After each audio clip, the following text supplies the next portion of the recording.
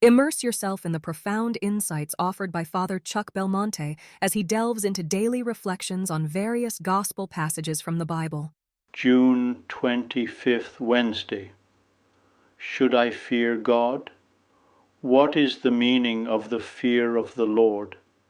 The scripture says, if you cry out for wisdom and raise your voice for understanding, if you look for it as for silver and search for it as for a treasure, then you will understand the fear of the Lord. Thus we must look for wisdom to learn and acquire the fear of the Lord. Fear is not to be taken in the sense that common usage gives it. We are afraid because of a guilty conscience, or an attack from one who is stronger, sickness, or encountering a wild beast. This kind of fear is not taught. It happens because we are weak. We do not have to learn what we should fear. These objects of fear bring their own terror with them. However, the real fear of the Lord must be learned because it can be taught. It has to be acquired by obedience to the commandments, by holiness of life, and by knowledge of the truth. The fear of God consists wholly in love of God, who wants us to obey his commandments. Man realizes the enormous difference between the Creator and the creature, between the divine holiness and the human fragility.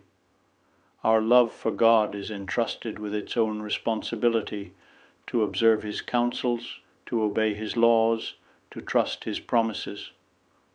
Thus we must learn to have fear to avoid cutting our link with God by sin. So the fear of offending God gives us prudence to seek the right way of acting and serenity. It is gift of God to fight against sin.